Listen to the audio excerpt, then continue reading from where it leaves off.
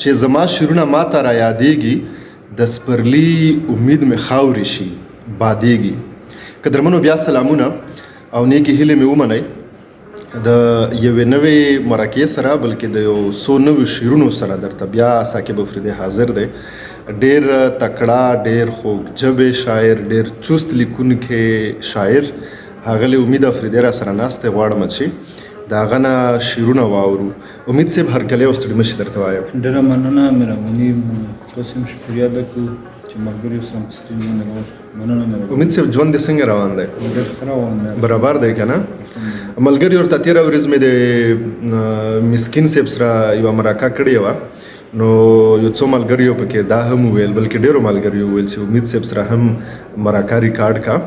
نو ما ویل چې امید صاحب خو په موږ په هغو ملګریو کې دی چې که تاسو هم نه یایو، زه د امید صاحب سره اکثر شعرونه ریکارډ کوم. تاسو به موږ د یون په پیج و ثاقب افریدی افیشل باندې کتلي هم وي.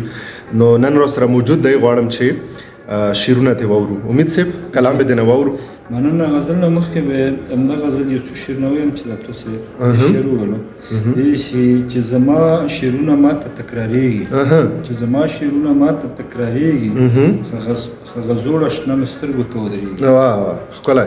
چې زما شعرونه ما ته تکراریږي، هغه زوړ اشنا مې سترګو ته ودرېږي.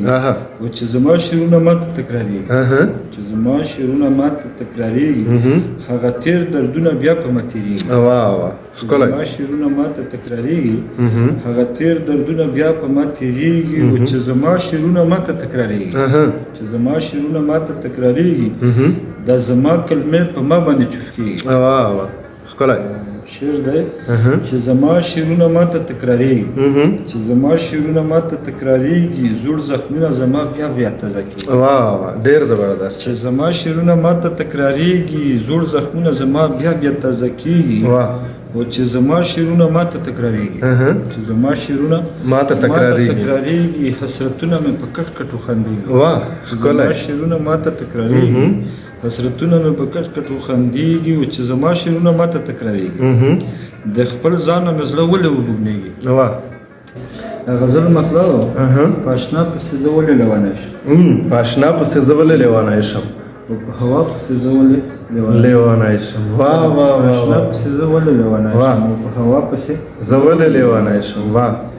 او خنو بیا چې هغه دومره بې وفا دی، خنو بیا چې هغه دومره بې وفا دی، خنو بیا پسې زه ولې لیونی شم.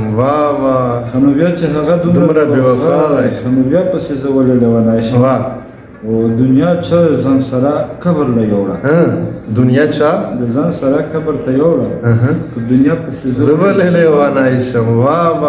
ښکلی دی. دنیا چا د ځان سره خاورو ته یوړه، او په دنیا پسې زه ولې لیونی شم. نو تا کله یې زما زړه ته کتلي، نو تا کله یې زما زړه ته کتلي، نو په تا پسې زه ولې لیونی شم. نو تا کله یې زما زړه ته کتلي، نو په تا پسې زه ولې لیونی شم. او په هر چا امیده زه ولې مین شم، په هر چا امیده زه ولې مین شم، او په هر چا پسې زه ولې لیونی شم. ډېر ښه، ډېر ښه.